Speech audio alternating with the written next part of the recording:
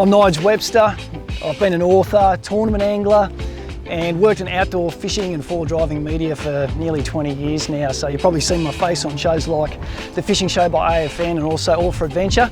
And being outdoors and creating media that inspires other people to get out, that's my thing.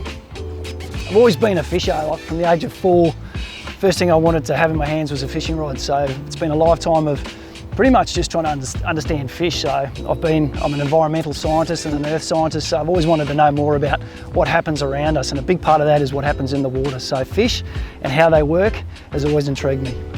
I used to tournament fish pretty hardcore. I was right into it. And so for a long time, when it comes to tournament anglers, we tune into any bit of technology that can give you a slight advantage. And I was fishing a tournament team event on one particular occasion with a mate of mine called Shorty. He's a really good fishing mate of mine, and he caught this fish, and as he took it off and put it in the well, because it's a catch and release tournament, he just happened to look at his watch, and I caught that look, and I said, "What are you doing?" And he said, "Oh, I was just checking on the tide." And I thought about that and went, "You've got the tide on your watch?" And he turns around and he goes, "Yeah, I've got the tide, I've got barometer, and I've got the moon." And I'm like, how cool is that? What watch is that? And there was my introduction to G-Shock.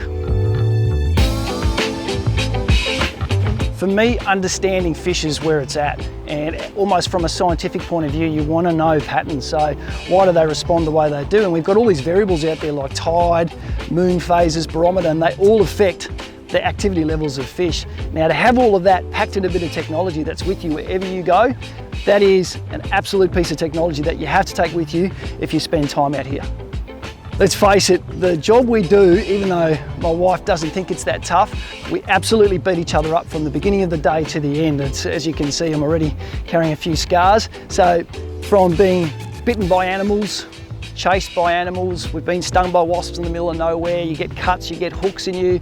It's fair to say that the gear we take with us cops an absolute flogging, and it has to be tough.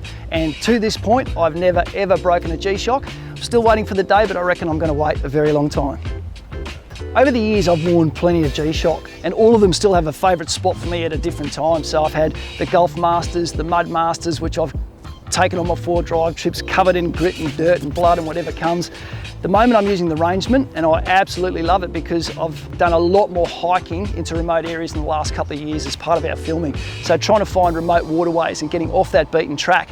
Now, I've been lost on water and I've been lost in the land as well, and it's not a nice feeling, particularly at night. But now I've got a solar powered bit of gear that allows me to start tracking a journey from the moment I leave the car or the boat and start heading somewhere. So I know I've always got that peace of mind that no matter how lost I get, I've got this track on my wrist that I can follow back and get back to safety.